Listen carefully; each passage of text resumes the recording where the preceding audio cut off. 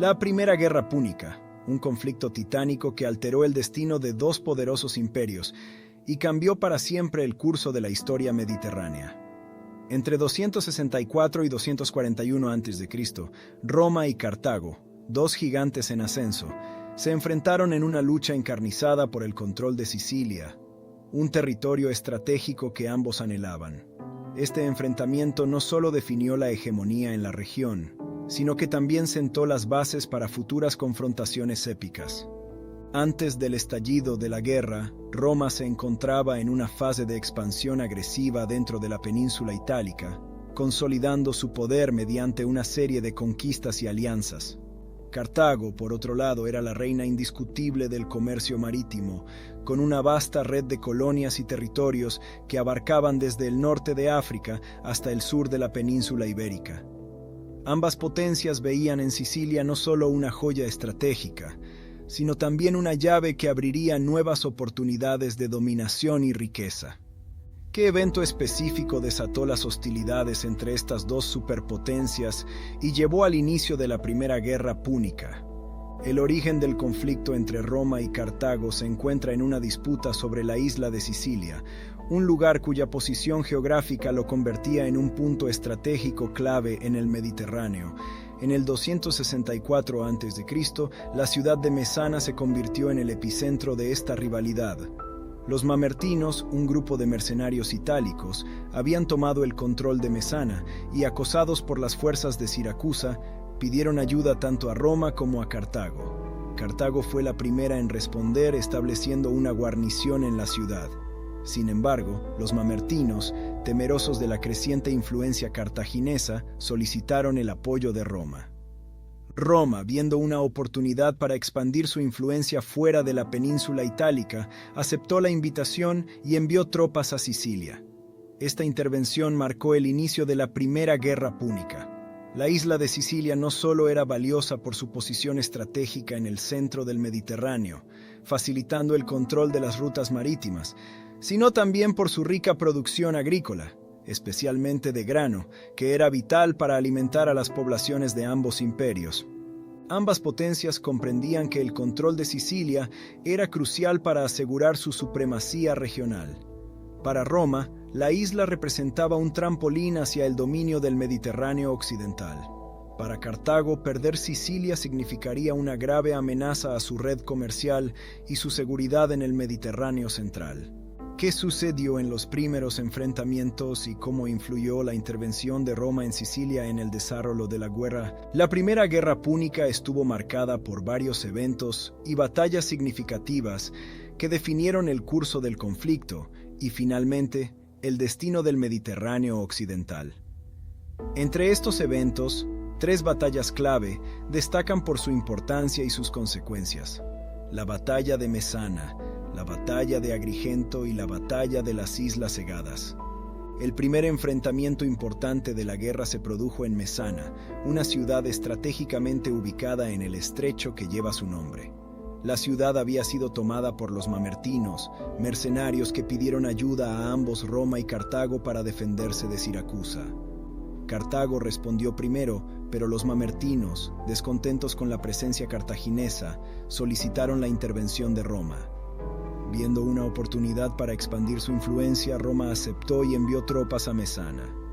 La intervención de Roma marcó el inicio formal de la Primera Guerra Púnica. Las fuerzas romanas, lideradas por el cónsul Apio Claudio, enfrentaron y expulsaron a los cartagineses de Mesana, asegurando la ciudad y estableciendo un punto de apoyo en Sicilia. Esta victoria inicial demostró la capacidad de Roma para proyectar poder fuera de la península itálica y desafiar a Cartago en su propio terreno. La primera gran victoria romana en Sicilia se produjo en Agrigento, una ciudad importante, tanto estratégica como económicamente. Agrigento, situada en la costa sur de Sicilia, era un centro agrícola vital y una fortaleza bien defendida por Cartago.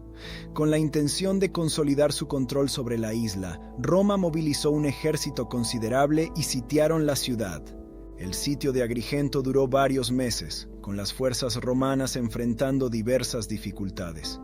Finalmente, Cartago envió un ejército de socorro bajo el mando de Janón para levantar el sitio. Sin embargo, los romanos, a pesar de las adversidades, lograron derrotar a las fuerzas cartaginesas y capturar la ciudad. Esta victoria fue crucial para Roma, ya que aseguró su control sobre una parte significativa de Sicilia y debilitó la posición cartaginesa en la isla. La batalla de las Islas Egadas fue el enfrentamiento naval decisivo que puso fin a la Primera Guerra Púnica. Librada cerca de las Islas Egadas, al oeste de Sicilia, esta batalla culminó con una victoria contundente para la flota romana. Bajo el mando del cónsul Gayo Lutacio Cátulo, los romanos interceptaron la flota cartaginesa que transportaba suministros y refuerzos vitales. Con el viento y las mareas a su favor, los romanos lanzaron un ataque decisivo, utilizando sus tácticas navales innovadoras y la ventaja proporcionada por el Corvus. La flota cartaginesa fue destruida, y miles de marineros cartagineses fueron capturados o muertos. Esta derrota obligó a Cartago a solicitar la paz, lo que llevó a la firma del Tratado de Lutacio.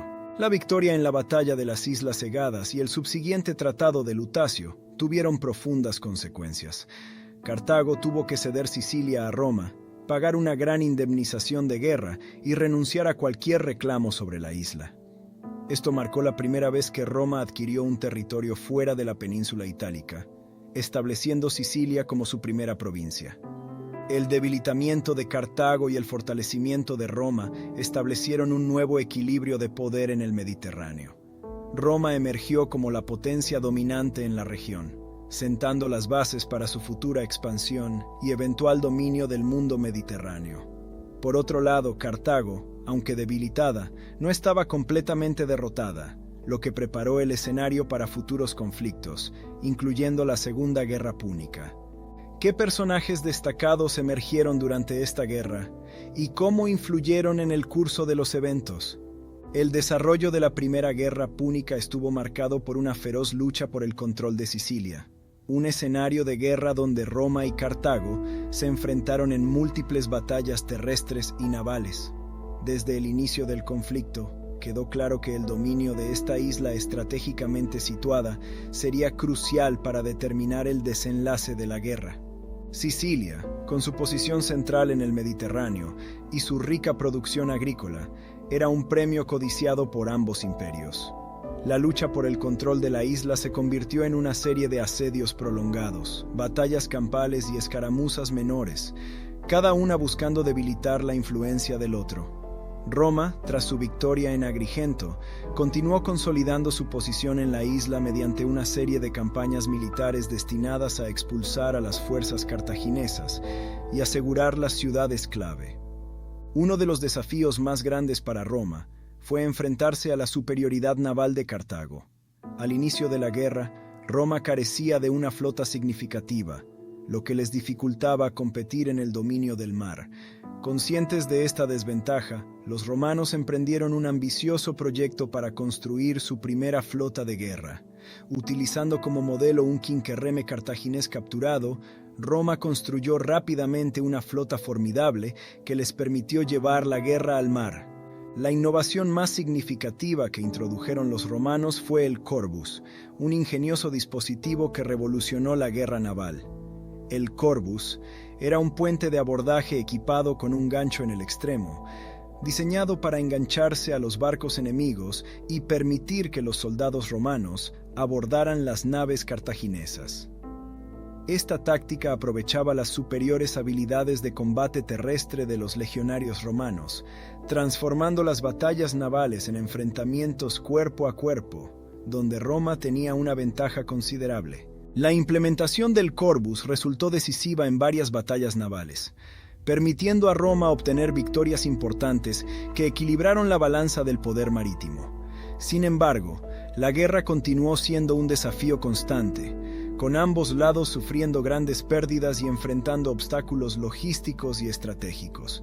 La lucha por Sicilia culminó en la ya mencionada Batalla de las Islas Egadas, donde la flota romana, gracias a su persistencia y adaptabilidad, logró una victoria decisiva que forzó a Cartago a solicitar la paz. Esta batalla no solo demostró la efectividad de las innovaciones romanas, sino que también marcó el fin de la Primera Guerra Púnica, con Roma emergiendo como la nueva potencia dominante en el Mediterráneo. ¿Cuáles fueron los personajes más destacados en esta guerra y cómo influyeron en el curso de los eventos? Amílcar Barca fue uno de los líderes más destacados de Cartago durante la Primera Guerra Púnica. Conocido por su habilidad militar y su carismático liderazgo, Amílcar jugó un papel crucial en la resistencia cartaginesa contra las fuerzas romanas. Hacia el final de la guerra, Amílcar fue nombrado comandante de las fuerzas cartaginesas en Sicilia, en un momento en que la situación era desesperada para Cartago. Amílcar Barca se distinguió por su estrategia de guerra de guerrillas, llevando a cabo incursiones rápidas y ataques sorpresa contra las posiciones romanas. A pesar de los recursos limitados y la desventaja numérica, logró infligir considerables daños a las fuerzas romanas, manteniéndolas constantemente a la defensiva y complicando sus esfuerzos de consolidación en Sicilia. A pesar de sus esfuerzos, la derrota naval en la batalla de las Islas Egadas y las subsecuentes condiciones del Tratado de Lutacio obligaron a Cartago a retirarse de Sicilia. Sin embargo, Amílcar Barca no se rindió y continuó luchando para fortalecer la posición de Cartago. Su legado perduró a través de sus hijos, especialmente Aníbal Barca, quien más tarde lideraría a Cartago en la Segunda Guerra Púnica, jurando vengar la humillación sufrida por su patria. Amílcar también jugó un papel crucial en la expansión de Cartago en la península ibérica, donde estableció una base de poder que proporcionaría recursos y hombres para futuras campañas contra Roma. Su liderazgo y determinación inspiraron a toda una generación de soldados cartagineses y consolidaron su lugar como uno de los grandes estrategas militares de la historia antigua. Gayo Lutacio Cátulo fue el general romano que lideró la flota romana a la victoria en la decisiva batalla de las Islas Egadas en 241 a.C. Esta victoria no solo puso fin a la Primera Guerra Púnica, sino que también aseguró la hegemonía de Roma en el Mediterráneo occidental. Cátulo asumió el mando en un momento crítico, cuando Roma necesitaba una victoria decisiva para forzar a Cartago a la paz. Con una combinación de habilidades tácticas y una comprensión profunda de la guerra naval, Cátulo preparó meticulosamente a su flota para el enfrentamiento. Aprovechando las condiciones meteorológicas favorables, lanzó un ataque sorpresa contra la flota cartaginesa que transportaba suministros críticos. La victoria fue completa y devastadora para Cartago, cuyo poder naval fue destrozado, obligándolos a solicitar la paz. El liderazgo de Gayo Lutacio Cátulo en esta batalla no solo demostró su capacidad militar, sino que también subrayó la importancia de la innovación y la adaptabilidad en la guerra. Bajo su mando, la flota romana utilizó tácticas efectivas y se benefició de las innovaciones tecnológicas, como el Corvus, para superar a una fuerza cartaginesa que había sido históricamente superior en el mar. La victoria de Cátulo y la subsecuente paz marcaron el ascenso de Roma como la potencia dominante en el Mediterráneo occidental. Su éxito estableció un precedente para futuras operaciones navales romanas y contribuyó significativamente al desarrollo de la marina romana. Gayo Lutacio Cátulo dejó un legado de competencia militar y liderazgo estratégico que influiría en las generaciones futuras de comandantes romanos. ¿Cuáles son algunos datos curiosos sobre la Primera Guerra Púnica y cómo afectaron el curso de la historia? Una de las innovaciones más destacadas de la Primera Guerra Púnica fue el Corvus, un puente de abordaje que permitió a los romanos adaptar sus habilidades de combate terrestre a las batallas navales. Este ingenioso dispositivo les dio una ventaja decisiva sobre la poderosa marina cartaginesa, permitiéndoles abordar y capturar barcos enemigos con mayor eficacia. La guerra fue extremadamente costosa para ambos bandos. Miles de soldados y marineros perdieron la vida en las batallas y durante los sitios prolongados. Financieramente, tanto Roma como Cartago quedaron exhaustas. Roma tuvo que construir una flota desde cero, y Cartago gastó enormes recursos en mantener sus ejércitos y marinas. Al final del conflicto, ambas naciones enfrentaron deudas significativas y una economía debilitada. La victoria en la Primera Guerra Púnica y la adquisición de Sicilia como la primera provincia fuera de la península itálica sentaron las bases para la futura expansión romana. Controlar Sicilia no solo proporcionó recursos económicos vitales, sino también un punto estratégico para futuras campañas. La experiencia y las tácticas aprendidas durante la guerra fueron cruciales para el crecimiento del poder militar de Roma, ayudando a establecer el camino hacia la creación del Imperio Romano. ¿Qué consecuencias inmediatas trajo el Tratado de Lutacio y cómo impactaron a Cartago y Roma en los años siguientes? Consecuencias de la guerra. El Tratado de Lutacio, firmado en 241 a.C., este acuerdo de paz impuso términos severos a Cartago. Obligó a los cartagineses a ceder Sicilia a Roma, pagar una enorme indemnización de guerra y renunciar a cualquier reclamación futura sobre la isla. Este tratado marcó el fin oficial de la Primera Guerra Púnica y supuso una gran pérdida territorial y económica para Cartago. Primera provincia romana. La adquisición de Sicilia representó un hito importante para Roma, ya que se convirtió en su primera provincia fuera de la península italiana. Sicilia proporcionó a Roma recursos agrícolas vitales y una posición estratégica en el Mediterráneo central, facilitando futuras expansiones territoriales y comerciales. Debilitamiento de Cartago. Las duras condiciones del Tratado de Lutacio debilitaron significativamente a Cartago tanto económica como militarmente. La pérdida de Sicilia y la pesada indemnización financiera dejaron a Cartago en una posición vulnerable. Este debilitamiento creó un resentimiento profundo y un deseo de revancha que eventualmente llevaría a la Segunda Guerra Púnica, en la que Aníbal Barca, hijo de Amílcar Barca, intentaría vengar la humillación sufrida por su patria y recuperar la influencia cartaginesa en la región. La Primera Guerra Púnica dejó una huella indeleble en la historia del Mediterráneo, marcando el inicio de una rivalidad épica entre dos colosos, Roma y Cartago. Este conflicto no solo transformó el panorama geopolítico de la época, sino que también reveló la tenacidad, ingenio y adaptabilidad de ambos imperios. Para Roma, la guerra fue una forja de fuego que templó su determinación y consolidó su poderío naval, permitiéndole dar sus primeros pasos hacia la creación de un vasto imperio. Sicilia, la joya disputada, se convirtió en el primer escalón de su expansión territorial más allá de la península itálica, sentando las bases para su dominación futura. Por otro lado, Cartago, aunque herida y debilitada, demostró una capacidad de resistencia y liderazgo que seguiría resonando en las generaciones futuras. La derrota no solo trajo pérdida territorial y económica, sino también un profundo deseo de revancha, personificado en figuras como Aníbal Barca. Este anhelo de venganza preparó el escenario para la Segunda Guerra Púnica, donde la lucha por la supremacía se intensificaría aún más. La Primera Guerra Púnica fue, en muchos sentidos, un preludio a una serie de confrontaciones que no solo decidirían el destino de Roma y Cartago, sino que también definirían el rumbo de la historia mediterránea.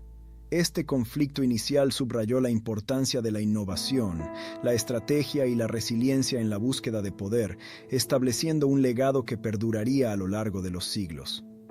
Gracias por acompañarnos en este video. Déjanos en los comentarios qué otro tema te gustaría que exploremos. No se te olvide dejar un like y suscribirte si te gusta el contenido. Nos veremos pronto.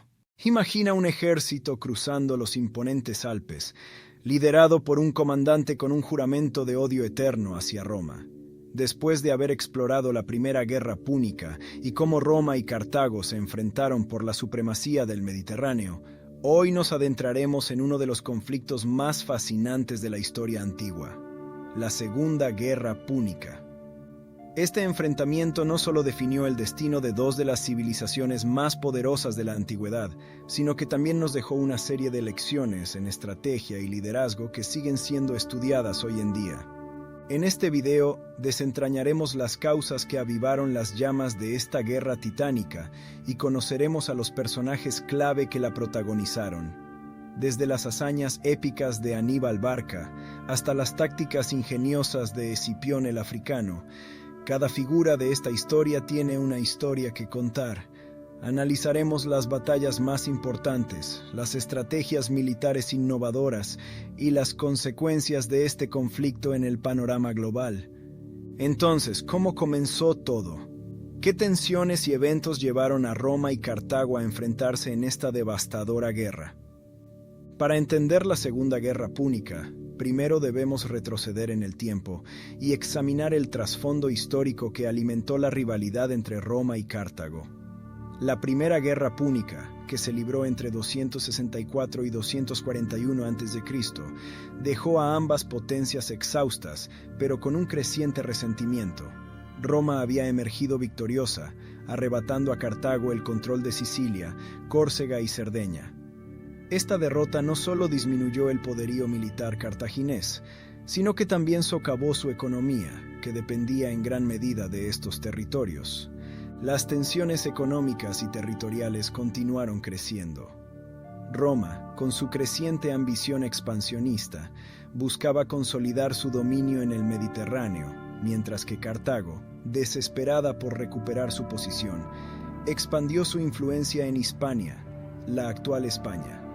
Aquí es donde entra en juego el papel crucial de Sagunto. Esta ciudad, aliada de Roma pero ubicada en territorio cartaginés, se convirtió en el catalizador de la guerra. En el año 219 a.C., Aníbal Barca, decidido a desafiar a Roma, asedió y conquistó Sagunto, desafiando directamente la autoridad romana. Este ataque no solo violó los acuerdos previos entre las dos potencias, sino que también enfureció a Roma, que exigió justicia. La negativa de Cartago a entregar a Aníbal y sus fuerzas desencadenó inevitablemente la Segunda Guerra Púnica.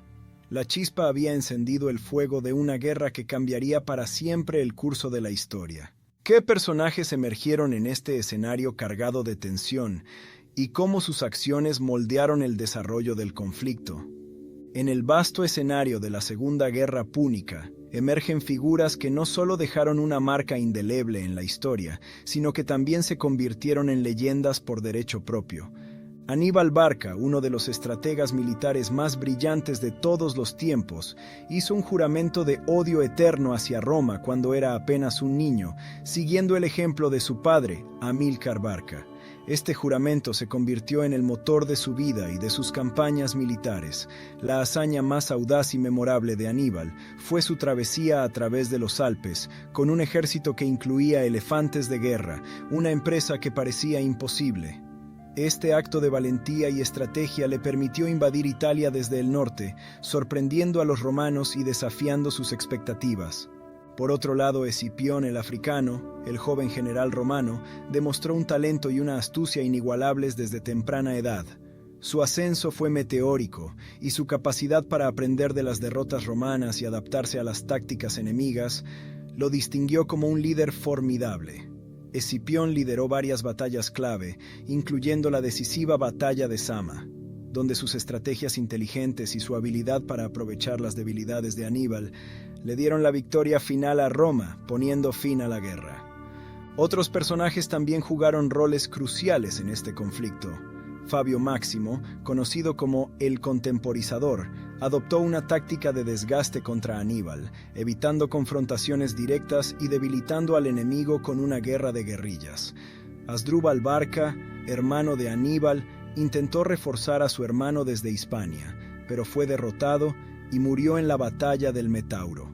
Magón Barca, otro hermano de Aníbal, también luchó valientemente, pero finalmente no pudo cambiar el curso de la guerra. ¿Cómo influyeron estos personajes en los eventos más importantes de la Segunda Guerra Púnica y qué batallas definieron el destino de Roma y Cartago? Los eventos más trascendentales de la Segunda Guerra Púnica están marcados por batallas épicas que demostraron la genialidad táctica de los comandantes y la ferocidad de sus ejércitos. Estas batallas no solo determinaron el curso del conflicto, sino que también dejaron lecciones imborrables en la historia militar. La Batalla del Trebia, en diciembre del 218 a.C., fue la primera gran victoria de Aníbal en suelo italiano.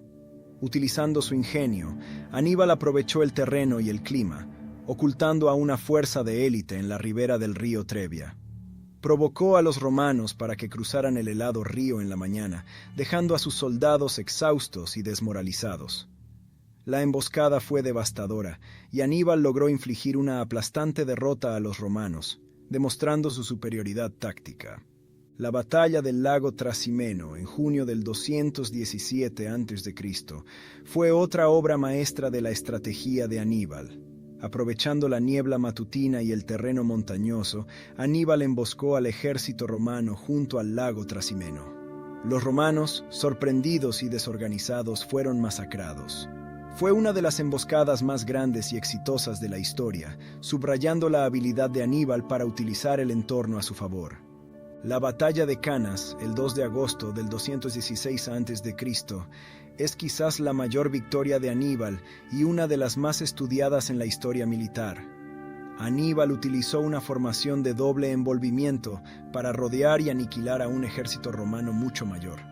La carnicería fue total, y Roma perdió alrededor de 50.000 soldados en un solo día. Esta victoria casi llevó a Roma al colapso, pero también marcó el comienzo de la resistencia desesperada de los romanos. Finalmente, la batalla de Zama, en octubre del 202 a.C., representó el clímax de la guerra y la derrota definitiva de Aníbal. Escipión el africano, aprendiendo de las tácticas de su enemigo, empleó su propia estrategia brillante para neutralizar los elefantes de guerra de Aníbal y romper sus líneas. La victoria de Escipión no solo aseguró la supremacía de Roma, sino que también selló el destino de Cartago como una potencia secundaria en el Mediterráneo. Cómo las innovaciones tácticas y estrategias empleadas en estas batallas influyeron en el resultado final de la guerra y qué tácticas específicas destacaron en cada enfrentamiento. La Segunda Guerra Púnica fue un campo de innovación táctica y estrategia militar, donde tanto Aníbal como los romanos demostraron su ingenio y adaptabilidad en el campo de batalla. Las tácticas empleadas no solo determinaron el curso de la guerra, sino que también dejaron un legado duradero en la historia militar. Aníbal Barca, con su mente estratégica prodigiosa, introdujo varias innovaciones tácticas que sorprendieron y devastaron a sus enemigos. El uso de elefantes de guerra fue una de sus tácticas más impresionantes, especialmente durante la travesía de los Alpes. Estos gigantescos animales no solo infundían terror en las filas enemigas, sino que también actuaban como arietes vivos, rompiendo formaciones y causando caos. Otra táctica brillante de Aníbal fue el uso de emboscadas. La batalla del lago Trasimeno es un ejemplo clásico, donde Aníbal utilizó la niebla y el terreno montañoso para ocultar sus tropas y destruir al ejército romano. Pero quizás su innovación más célebre fue la formación en doble envolvimiento, utilizada magistralmente en la batalla de Canas. En lugar de enfrentar al enemigo de frente, Aníbal permitió que el centro de sus fuerzas retrocediera lentamente mientras los flancos rodeaban al ejército romano, culminando en una aniquilación total. Frente a la genialidad táctica de Aníbal, los romanos adoptaron estrategias defensivas y de desgaste. La estrategia de tierra quemada fue una respuesta desesperada pero efectiva. Los romanos quemaron cultivos, destruyeron suministros y envenenaron pozos de agua en su propio territorio para evitar que Aníbal pudiera abastecer a su ejército durante su avance por Italia. Esta táctica, aunque brutal, logró debilitar a las fuerzas cartaginesas, forzándolas a depender de recursos cada vez más escasos. Fabio Máximo, conocido como el contemporizador, adoptó una táctica de desgaste evitando confrontaciones directas con Aníbal. En lugar de enfrentarse en batallas campales, Fabio acosaba al ejército de Aníbal, atacando sus líneas de suministro y hostigando sus movimientos. Esta táctica de desgaste, aunque inicialmente impopular, logró frustrar a Aníbal y mantener a salvo a Roma mientras los romanos se reagrupaban y fortalecían sus fuerzas. ¿Cómo impactaron estas estrategias en el desenlace de la guerra y qué lecciones podemos aprender de estas innovaciones tácticas? La Segunda Guerra Púnica tuvo un impacto profundo y duradero en el mundo antiguo, con consecuencias inmediatas y a largo plazo que moldearon el destino de Cartago y Roma, y también influenciaron las estrategias militares en los siglos venideros. Para Cartago las consecuencias fueron devastadoras. La derrota en la batalla de Zama y la subsecuente rendición significaron una pérdida catastrófica de territorios y poder. Cartago tuvo que ceder todas sus posesiones fuera del norte de África a Roma, incluyendo Hispania, una región crucial para su economía y recursos. Además, se les impuso una indemnización de guerra enorme que debilitó aún más su ya maltrecha economía. La ciudad fue forzada a desmantelar su flota y se le prohibió declarar guerra sin el consentimiento romano, marcando el fin de Cartago como una gran potencia en el Mediterráneo.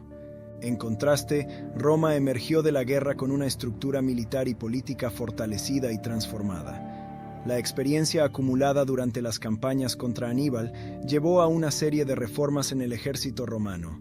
Se adoptaron tácticas más flexibles y se mejoró la disciplina y la formación de las legiones. La victoria también reforzó la idea de Roma como la fuerza dominante en el Mediterráneo, aumentando su prestigio y consolidando su poder sobre los pueblos conquistados. Políticamente, Roma se convirtió en una superpotencia imperial.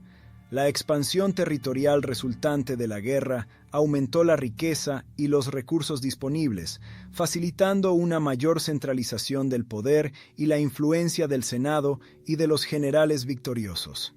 Estas reformas y expansiones sentaron las bases para el futuro imperio romano.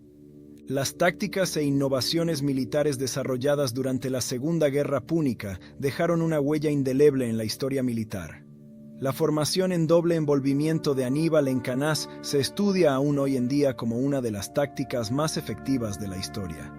Las estrategias de desgaste y tierra quemada adoptadas por Roma demostraron la eficacia de la guerra asimétrica y de guerrillas.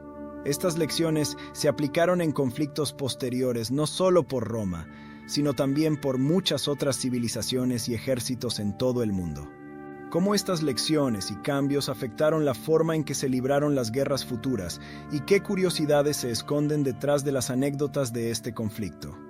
La Segunda Guerra Púnica no solo está llena de grandes batallas y estrategias brillantes, sino también de fascinantes anécdotas y curiosidades que añaden una dimensión humana y sorprendente al conflicto. La travesía de los Alpes por Aníbal y su ejército es una de las hazañas más legendarias de la historia militar. Cruzar estas montañas en pleno invierno era una tarea titánica. Las historias cuentan cómo Aníbal motivó a sus hombres en momentos de desesperación, enfrentándose no solo a las fuerzas de la naturaleza, sino también a tribus hostiles. Se dice que utilizó vinagre caliente para romper rocas y despejar el camino. Una táctica ingeniosa que demuestra su capacidad de adaptación y su determinación implacable. A pesar de perder una gran parte de su ejército durante la travesía, Aníbal logró descender a la llanura italiana con un núcleo de tropas endurecidas y listas para la batalla. Los elefantes de guerra son otro aspecto curioso y fascinante de este conflicto. Estos animales, utilizados por Aníbal como tanques vivos, causaban terror en las filas enemigas. Sin embargo, su manejo no estaba exento de dificultades.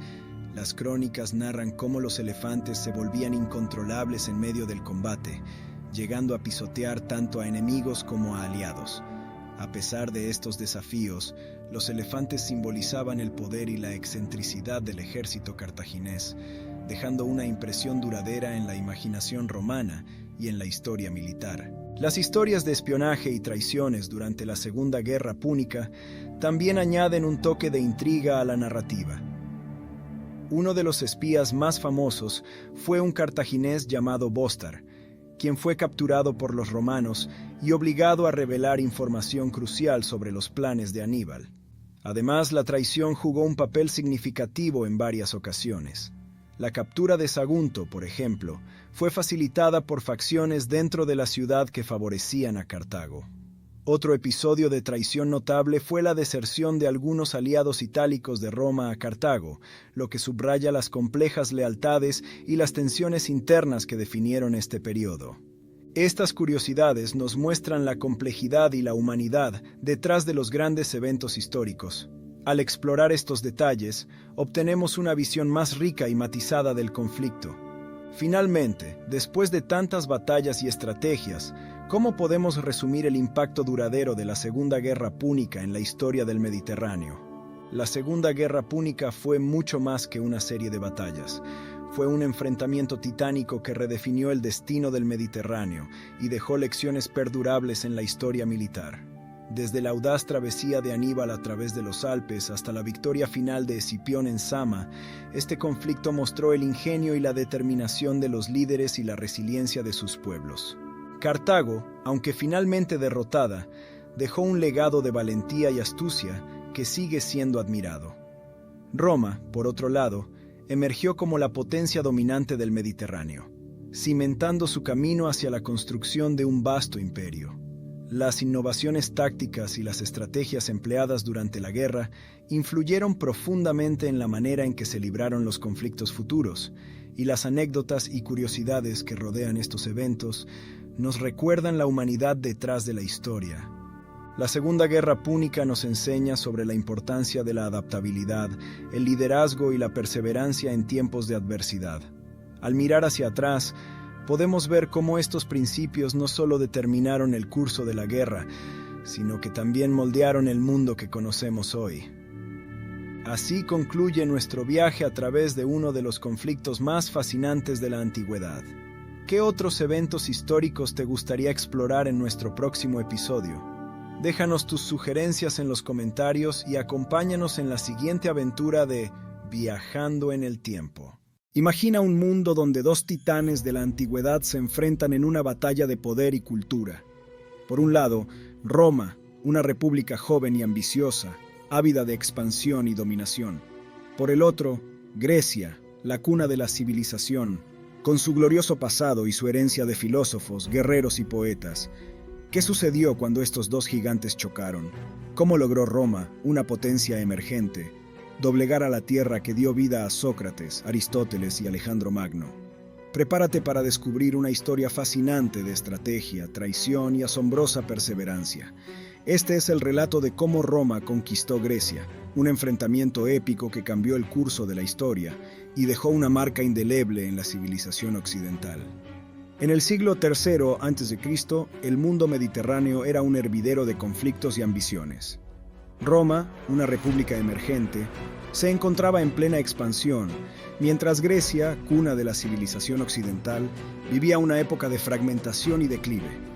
Tras las guerras púnicas contra Cartago, Roma había demostrado su poderío militar y su capacidad para sobreponerse a enormes desafíos. Grecia, por otro lado, había pasado de la gloria de las polis clásicas como Atenas y Esparta a un mosaico de reinos helenísticos, resultado de las conquistas de Alejandro Magno. Estos reinos, aunque poderosos en su época, estaban ahora debilitados por conflictos internos y guerras constantes entre sí, lo que los hacía vulnerables a una fuerza externa unificada y decidida. El primer gran choque entre Roma y Grecia se produjo durante la Primera Guerra Macedónica, de 214 a 205 a.C. En este conflicto, Roma, aún recuperándose de las guerras púnicas, se alió con la Liga Etolia y el reino de Pérgamo contra Filipo V de Macedonia. Filipo, viendo una oportunidad de expansión mientras Roma estaba ocupada con Cartago, intentó consolidar su control sobre Grecia. Sin embargo, la guerra terminó en un empate con el Tratado de Fénice, dejando a Roma sin una victoria decisiva, pero con una clara intención de intervenir en los asuntos griegos. Filipo V fue un rey ambicioso y capaz que intentó restaurar el poder de Macedonia en Grecia. Aunque logró algunos éxitos, su confrontación con Roma resultó ser un obstáculo insuperable. Su derrota en la Segunda Guerra Macedónica debilitó significativamente su reino. En 200 a.C., la Segunda Guerra Macedónica comenzó con Roma decidida a eliminar la amenaza macedonia de una vez por todas. La República Romana, bajo el mando de Tito Quincio Flaminino, se enfrentó nuevamente a Filipo V. Esta vez, Roma adoptó una estrategia más directa y eficaz. En 197 a.C., en la batalla de Cinocéfalos, las legiones romanas demostraron su superioridad táctica y derrotaron decisivamente al ejército macedonio. Esta victoria marcó el comienzo del fin del poder macedonio en Grecia y estableció a Roma como una fuerza dominante en la región. Perseo, hijo de Filipo V, heredó el trono en un momento crítico. Con determinación y habilidad, Perseo logró reunir un ejército formidable y obtener algunas victorias iniciales. Sin embargo, su falta de apoyo entre las ciudades-estado griegas y la superioridad táctica de los romanos llevaron a su derrota final en la batalla de Pydna en 168 a.C. Las fuerzas romanas, lideradas por Lucio Emilio Paulo, aplastaron al ejército macedonio. Esta derrota fue catastrófica para Macedonia, que fue dividida en 4 repúblicas clientelares bajo supervisión romana, marcando el fin de la independencia macedonia. Lucio Emilio Paulo, el general romano responsable de la victoria en Pydna, fue un estratega brillante y un líder carismático. Su campaña en Macedonia mostró su habilidad para adaptarse a las tácticas del enemigo y utilizar las fortalezas de su propio ejército. Su victoria no solo aseguró la dominación romana en Grecia, sino que también consolidó su reputación como uno de los grandes comandantes de Roma. Paulo, además de ser un militar destacado, era conocido por su interés en la cultura griega, lo que facilitó la integración de los conocimientos y prácticas helénicas en Roma. El último obstáculo significativo para la dominación romana de Grecia fue la Liga Aquea. En 146 a.C. estalló la Guerra Aquea. La Liga Aquea, liderada por Corinto, se rebeló contra la influencia romana. La respuesta de Roma fue contundente. En la batalla de Corinto, las fuerzas romanas destruyeron la ciudad, lo que sirvió como un brutal recordatorio del poder romano. Esta guerra consolidó el control de Roma sobre Grecia, convirtiéndola en la provincia de Acaya. Roma no solo conquistó Grecia en el campo de batalla, sino también en el ámbito cultural. Los romanos eran grandes admiradores de la civilización helénica. Incorporaron la filosofía griega en su propia vida intelectual. Filósofos como Platón y Aristóteles se convirtieron en pilares del pensamiento romano. En el arte, los romanos adoptaron el estilo griego, replicando estatuas y copiando técnicas. La religión romana también se vio profundamente influenciada, integrando dioses y mitos griegos, lo que enriqueció su propio panteón y prácticas religiosas. Con la conquista llegaron los sabios. Muchos filósofos griegos emigraron a Roma, donde encontraron un terreno fértil para sus ideas. Uno de los más influyentes fue Polibio, quien, como rehén político, pudo observar de cerca la maquinaria del poder romano. Sus escritos no solo ofrecieron una perspectiva histórica, sino que también influyeron en la forma en que los romanos veían y administraban su imperio. Zenón de Sitio, fundador del estoicismo, también dejó una profunda huella, promoviendo valores de virtud y razón que resonaron con la élite romana. Marco Tulio Cicerón, uno de los más grandes oradores y políticos romanos, tenía una relación ambivalente con la cultura griega. Por un lado, admiraba profundamente la filosofía y el arte griegos, y su propia obra fue fuertemente influenciada por estos. Por otro lado, Cicerón también era consciente de la necesidad de preservar la identidad romana. En sus escritos y discursos, alabó a los filósofos griegos por su sabiduría y contribuciones a la retórica, pero también promovió la idea de que los romanos podían y debían superar a los griegos en estos campos. La influencia griega se vio claramente en la arquitectura romana. Los romanos adoptaron el estilo dórico, jónico y corintio, integrándolos en sus propios diseños. Ejemplos icónicos incluyen el Panteón y el Teatro de Marcelo, que reflejan la fusión de la grandiosidad romana con la elegancia griega. Las ciudades romanas comenzaron a incorporar ágoras y gimnasios, elementos fundamentales de la urbanización griega, adaptándolos a las necesidades de una urbe en crecimiento. El griego se convirtió en la lengua de la educación y la cultura alta en Roma. Los hijos de la élite romana eran educados por tutores griegos, y aprender griego era visto como esencial para cualquier persona culta. Esto se debió en parte a la riqueza literaria y filosófica del idioma, que incluía obras de Homero, Hesíodo y los trágicos atenienses. La prevalencia del griego como lengua de cultura aseguró que la herencia intelectual de Grecia perdurara y se difundiera a lo largo del vasto imperio romano.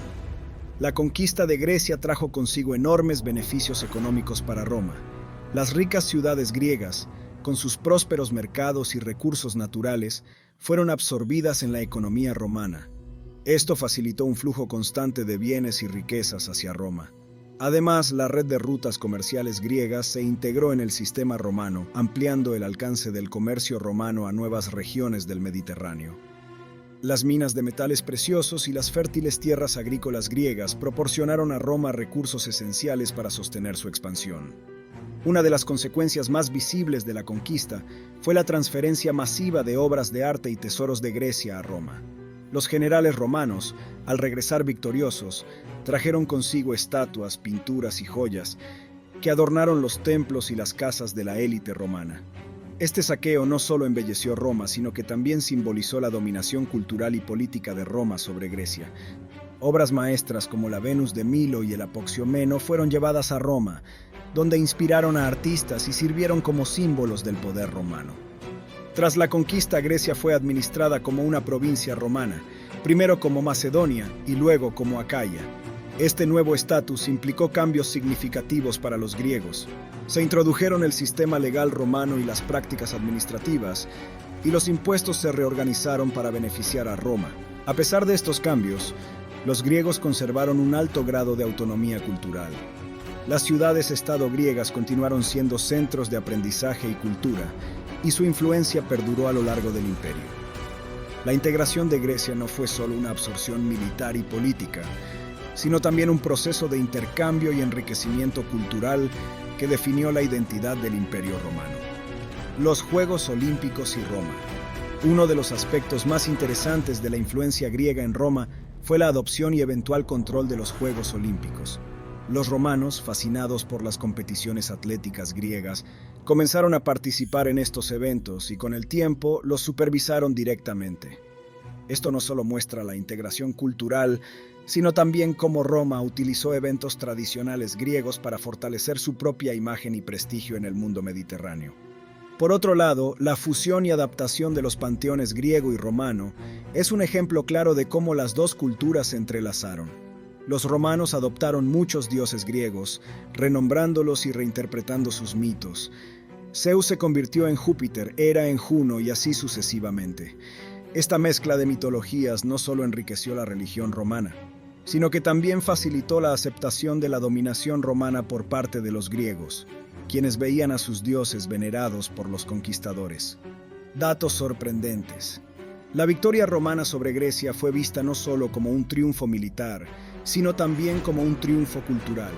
Roma no destruyó la cultura griega, la adoptó y adaptó, integrando elementos helénicos en casi todos los aspectos de la vida romana. Este simbolismo de la victoria refleja una profunda admiración por la civilización griega y un reconocimiento de su valor perdurable. Hay numerosos relatos anecdóticos sobre las interacciones entre figuras romanas y griegas que destacan la fascinación romana por la cultura griega. Un ejemplo famoso es el de Scipio Aemilianus, quien lloró al ver la destrucción de Cartago, diciendo que temía que un día Roma también pudiera caer. Esta reflexión fue inspirada por su conocimiento de la historia griega y su admiración por su legado. Otro ejemplo es Cicerón, quien mantuvo correspondencia con filósofos griegos y estudió profundamente sus obras, incorporándolas en su propio pensamiento y retórica. Las ideas griegas también influyeron en el desarrollo del derecho romano. Los conceptos de justicia y equidad, centrales en la filosofía griega, fueron integrados en el sistema legal romano. El derecho natural, una idea desarrollada por los estoicos griegos, se convirtió en un pilar del pensamiento jurídico romano, destacando la influencia duradera de la filosofía griega en la administración romana. El éxito de Roma en la conquista de Grecia no se basó únicamente en la fuerza bruta de sus ejércitos, sino en una combinación de astucia diplomática y habilidad estratégica. Los romanos eran maestros en el arte de la diplomacia y supieron aprovecharse de las divisiones internas que plagaban a las polis griegas y los reinos helenísticos. Grecia, aunque culturalmente rica, estaba políticamente fragmentada y en constante conflicto. Roma vio en esta situación una oportunidad perfecta para aplicar su estrategia de divide y vencerás. Al forjar alianzas con ciertos estados griegos y reinos menores, Roma pudo aislar y debilitar a sus enemigos más poderosos, utilizando la rivalidad entre estas entidades para su propio beneficio. Esta capacidad de maniobrar políticamente y jugar con las facciones internas fue fundamental para su éxito. Además, las reformas militares introducidas por Roma proporcionaron una ventaja decisiva. La legión romana, con su estructura flexible y adaptable, superó las formaciones de falange griegas, que eran más rígidas y menos versátiles. Las legiones podían reconfigurarse rápidamente en el campo de batalla, responder a diversas amenazas y mantener una cohesión superior durante el combate. Este enfoque táctico permitió a los romanos derrotar a formaciones griegas más numerosas y bien entrenadas, aprovechando su superior organización y disciplina. El liderazgo de comandantes romanos como Emilio Paulo, quien derrotó decisivamente a Perseo de Macedonia en Pidna, ejemplifica cómo la combinación de estrategia diplomática y militar llevó a la dominación romana sobre Grecia. La relación entre Roma y Grecia después de la conquista fue notablemente simbiótica. En lugar de aniquilar la cultura griega, los romanos la absorbieron y adaptaron, enriqueciendo su propia civilización en el proceso. Los romanos tenían una profunda admiración por el arte, la filosofía y las tradiciones griegas. La educación romana se transformó adoptando el griego como lengua de la alta cultura y el conocimiento. Los jóvenes romanos de la élite eran instruidos en filosofía griega, retórica y literatura, lo que les permitió adquirir una perspectiva más amplia y sofisticada del mundo. Filósofos y eruditos griegos como Polibio fueron llevados a Roma, no como simples prisioneros, sino como mentores e intelectuales que enriquecieron la vida cultural romana. Polibio, por ejemplo, no solo documentó la historia de Roma, sino que también influyó en la forma en que los romanos comprendían y gobernaban su creciente imperio. Esta absorción cultural se reflejó en todas las facetas de la vida romana, desde el arte y la arquitectura hasta la religión y la política. La arquitectura romana, por ejemplo, incorporó estilos griegos, creando monumentos que aún hoy simbolizan la grandeza de la antigüedad. La religión romana adoptó dioses y mitos griegos, fusionando panteones y rituales en una rica tradición sincrética. La conquista de Grecia por Roma fue un proceso complejo y multifacético que se desarrolló a lo largo de más de un siglo de conflictos, alianzas y guerras. Roma no solo se benefició de su superioridad militar y diplomática, sino también de la capacidad de explotar las divisiones internas y las debilidades estructurales de los estados griegos. Sin embargo, esta conquista no significó el fin de la cultura griega. Al contrario, la civilización griega encontró una nueva forma de vida bajo el dominio romano, influenciando profundamente a sus conquistadores. La herencia cultural griega perduró y prosperó en el contexto del Imperio Romano, creando una sinergia cultural que moldeó el curso de la historia occidental. Esta historia de cómo Roma conquistó Grecia es un testimonio de la tenacidad, la estrategia y la capacidad de adaptación de Roma, así como de la duradera influencia de Grecia. La fusión de estas dos grandes civilizaciones dejó una marca indeleble en la historia del mundo, demostrando que incluso en la conquista puede haber un enriquecimiento mutuo que trasciende el tiempo.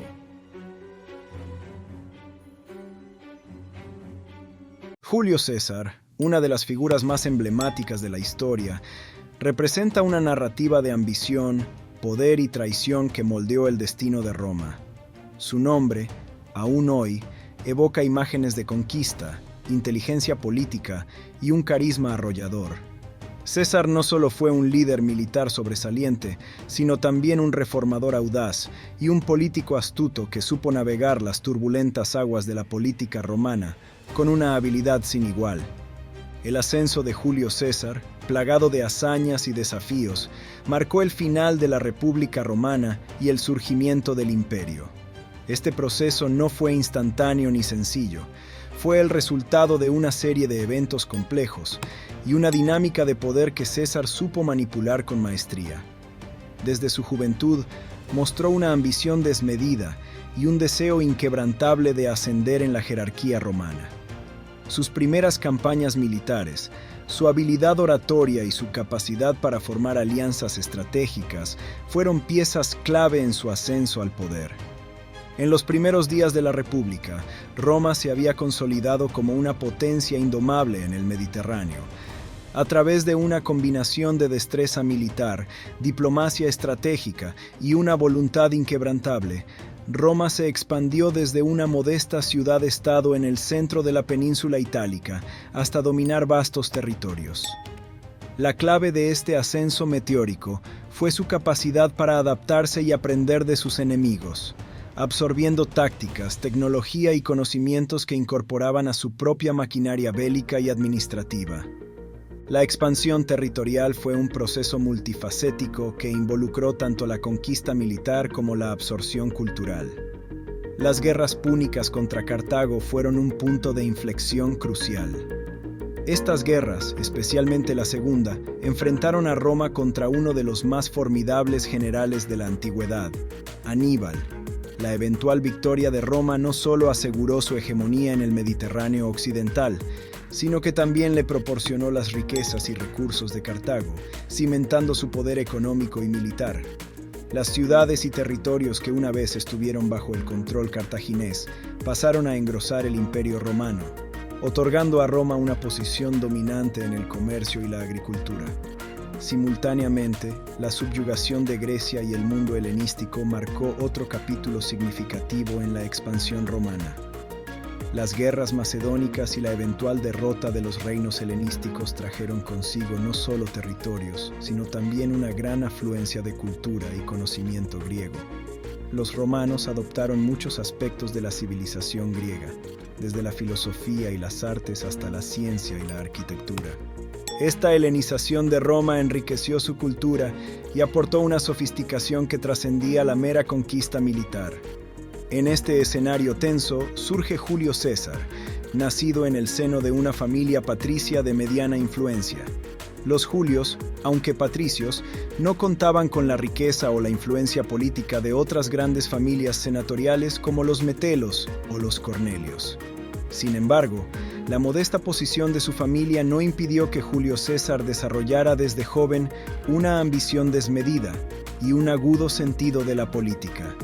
Desde sus primeros años mostró una inteligencia excepcional y una gran capacidad para la oratoria, herramientas que serían cruciales en su carrera futura. Su temprana carrera estuvo marcada por un brillante servicio militar y un estratégico matrimonio con Cornelia, hija de Sina, un influyente aliado de Mario, el famoso general romano. Este matrimonio fue una jugada política astuta que alineó a César con la facción popular en una Roma dividida entre los partidarios de Mario y Sila. Sin embargo, esta alianza casi le costó la vida durante las purgas políticas de Sila, el dictador rival de Mario. Cuando Sila asumió el control de Roma, inició una serie de proscripciones contra los seguidores de Mario. César, como yerno de Sina, estaba en peligro inmediato. Sila ordenó a César divorciarse de Cornelia, pero César se negó, demostrando una firmeza de carácter que le valió el respeto de muchos, a pesar del riesgo de muerte. Esta decisión no solo subrayó su lealtad personal, sino que también mostró su capacidad para desafiar el poder establecido. Al verse obligado a exiliarse, César aprovechó este tiempo para servir en el ejército y perfeccionar sus habilidades militares, participando en campañas en Asia y obteniendo la corona cívica por salvar la vida de un ciudadano romano en batalla. El exilio temporal le permitió conocer de cerca las intrigas y luchas de poder fuera de Roma. Durante su tiempo fuera, César observó y aprendió sobre la dinámica del poder en otras partes del imperio, y estos conocimientos le serían invaluables a su regreso. Tras la muerte de Sila, César regresó a Roma con un renovado sentido de propósito y una determinación para reformar el sistema político romano que había causado tanto sufrimiento. César regresó a Roma con un renovado sentido de propósito. Se unió a la política, primero como abogado, ganándose la reputación de un orador elocuente y persuasivo. Sus discursos eran apasionados y convincentes, capaces de mover a las multitudes y ganar aliados influyentes. Su habilidad retórica le permitió destacarse en los juicios y debates políticos, lo que le ayudó a construir una base de poder significativa.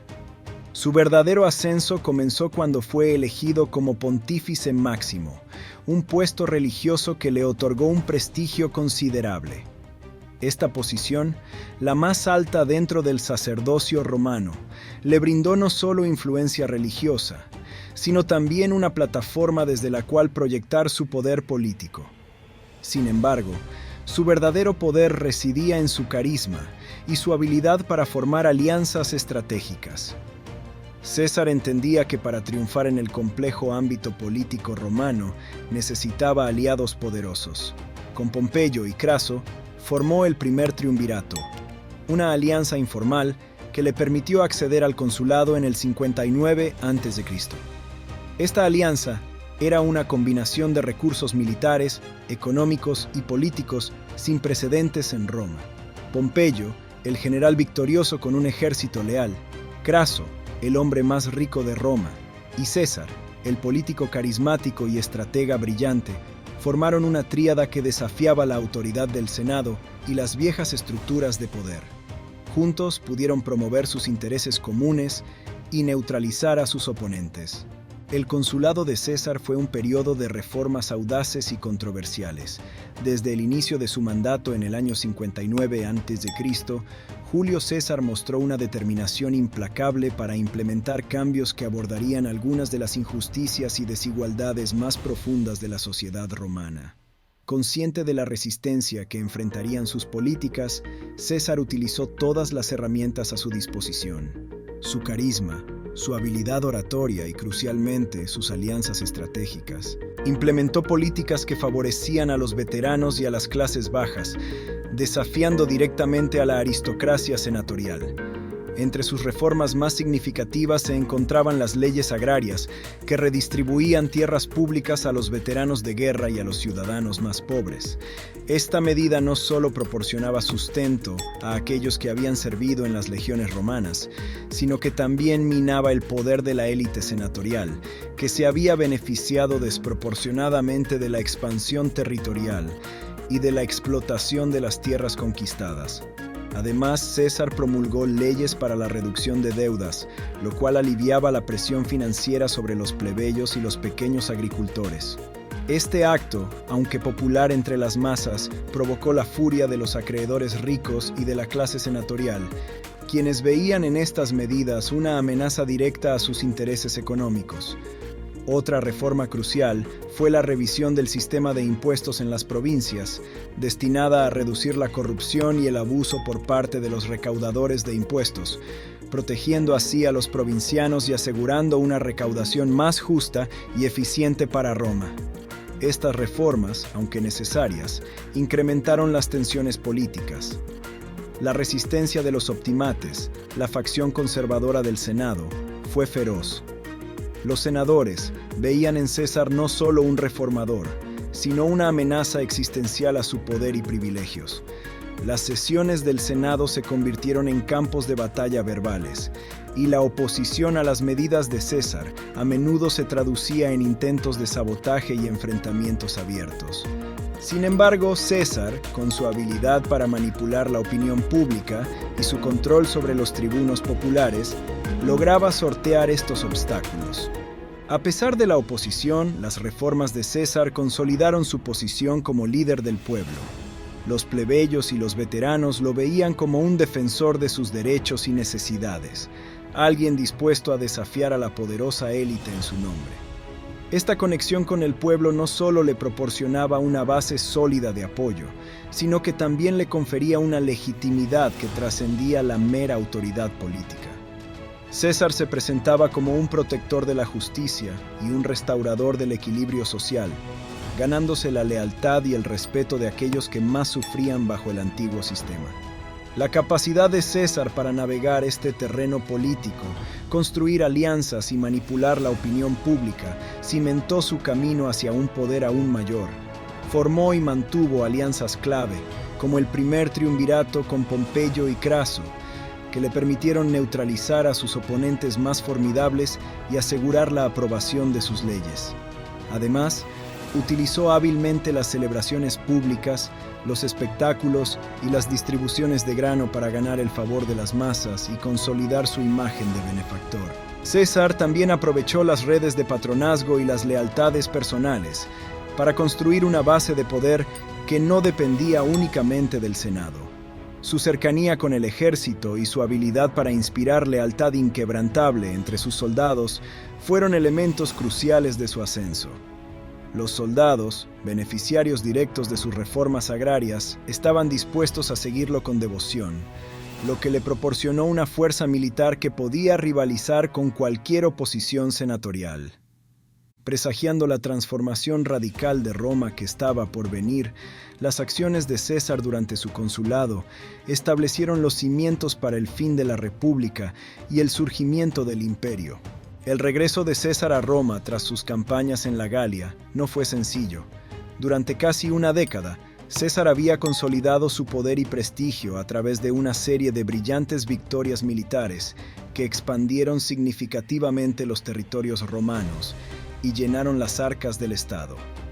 Sin embargo, su éxito militar y la lealtad de sus legiones alarmaron al Senado, especialmente a la facción conservadora dominada por Pompeyo. Pompeyo, quien había sido aliado de César en el primer triunvirato, ahora veía en él un rival peligroso. La muerte de Craso, el tercer miembro del triunvirato, y la creciente desconfianza entre Pompeyo y César, exacerbada por la manipulación del Senado, llevaron a una ruptura definitiva entre los dos. La rivalidad entre Pompeyo y César se intensificó hasta que, en un acto audaz, César cruzó el Rubicón en el 49 a.C., una clara declaración de guerra civil.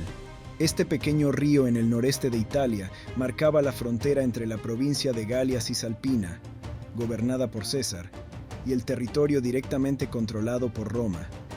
Al cruzarlo con su ejército, César violaba la ley romana, que prohibía a un general llevar sus tropas fuera de su provincia sin permiso del Senado. La suerte está echada. Esas palabras resonaron a través de la historia, marcando el punto de no retorno para la República Romana. Con esta acción, César se posicionaba como el defensor del pueblo romano contra un senado corrupto y una oligarquía opresiva, a la vez que desafiaba directamente el poder de Pompeyo y sus aliados. La guerra civil fue breve pero intensa. Las fuerzas de Pompeyo, respaldadas por el Senado y muchos de los nobles, inicialmente parecían tener la ventaja.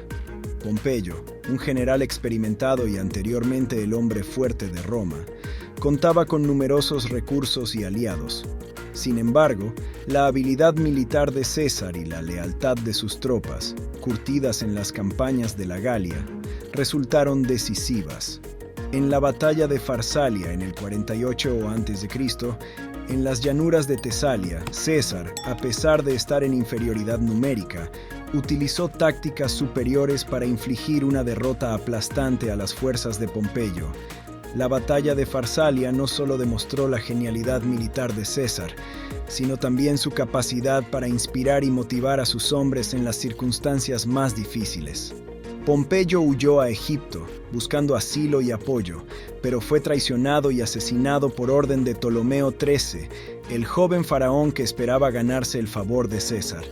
Al llegar a Alejandría, César se vio envuelto en la política del Nilo, donde conoció a Cleopatra. Cleopatra, en busca de un aliado poderoso para afianzar su propia posición, sedujo a César, quien la apoyó en su lucha por el trono egipcio. La alianza entre César y Cleopatra fue tanto política como personal, y su relación resultó en el nacimiento de su hijo, Cesarión. Tras asegurar Egipto y ayudar a Cleopatra a consolidar su poder, César regresó a Roma como el amo indiscutido de la República. Sin embargo, en lugar de restaurar la República, comenzó a acumular poderes extraordinarios. Fue nombrado dictador perpetuo, un título que centralizaba el poder en sus manos de manera casi absoluta. Introdujo una serie de reformas para estabilizar la economía y aliviar las tensiones sociales, incluyendo la redistribución de tierras y la creación de colonias para los veteranos. Además, extendió la ciudadanía romana a más provincias, integrando así a los habitantes de los territorios conquistados en la estructura política romana.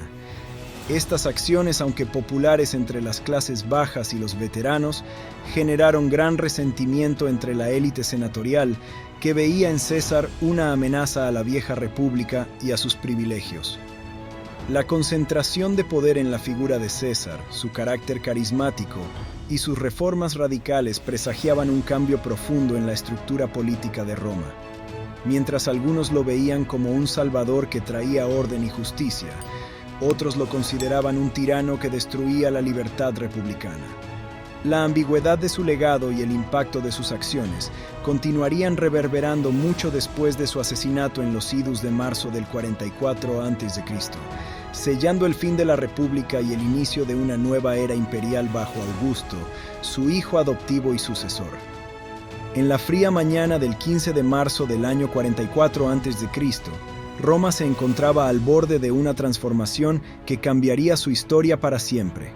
Julio César, el dictador perpetuo y amo indiscutido de la República, caminaba hacia el Senado sin saber que ese sería su último día. Rodeado por conspiradores, hombres que una vez llamaba amigos y aliados, su asesinato marcaría el fin de una era y el comienzo de otra.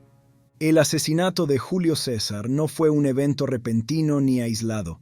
Fue el clímax de una serie de tensiones acumuladas durante años de guerra civil, reformas políticas y consolidación de poder.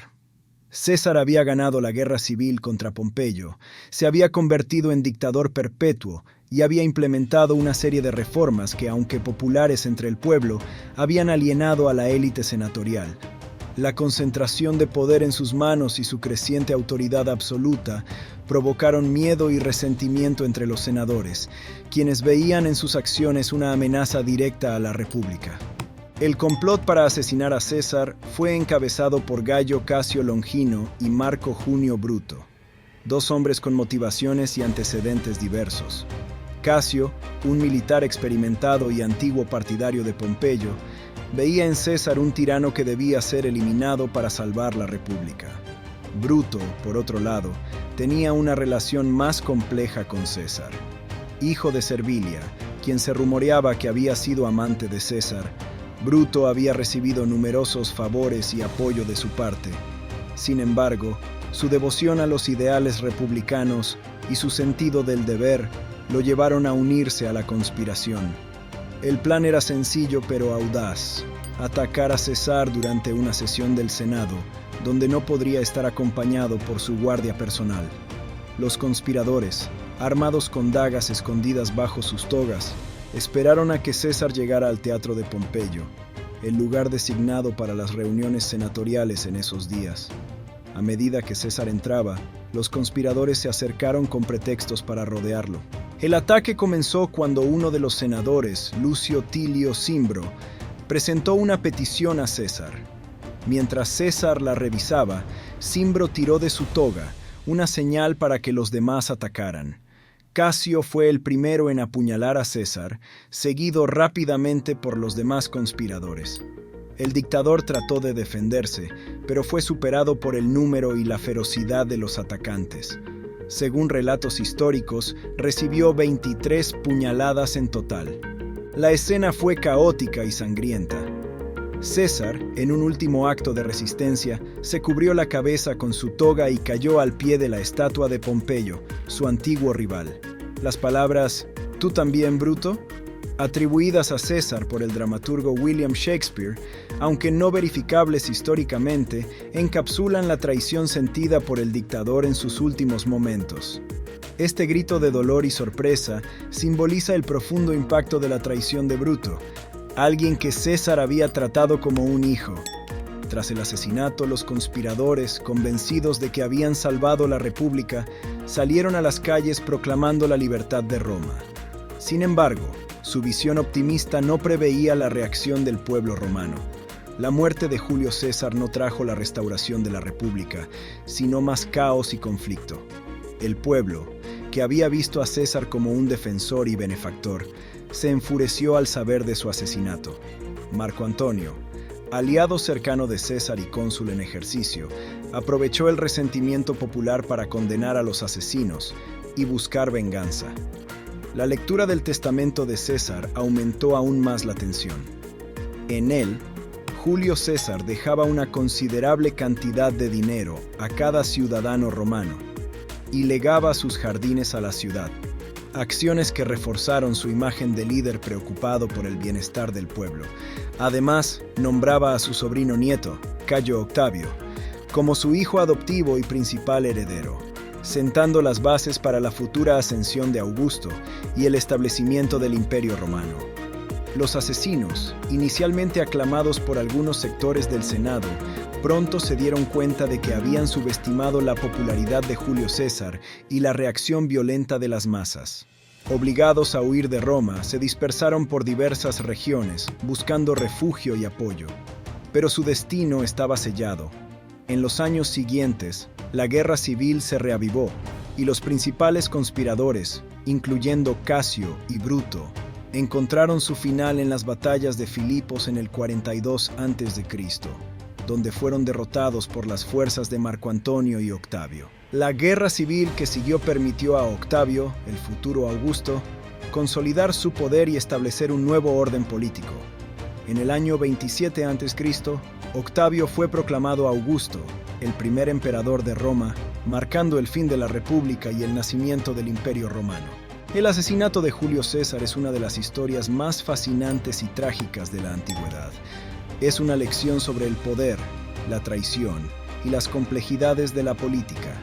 Los actos de ese fatídico día reverberaron a lo largo de la historia, recordándonos las consecuencias de la ambición desmedida y la fragilidad de las estructuras políticas. Aunque César murió, su legado perduró, transformando a Roma y dejando una marca indeleble en la historia de la humanidad. Gracias por acompañarnos explorando a este personaje histórico del Imperio Romano. Déjanos en los comentarios qué otro tema te gustaría que exploremos. No se te olvide dejar un like y suscribirte si te gusta el contenido. Nos veremos pronto.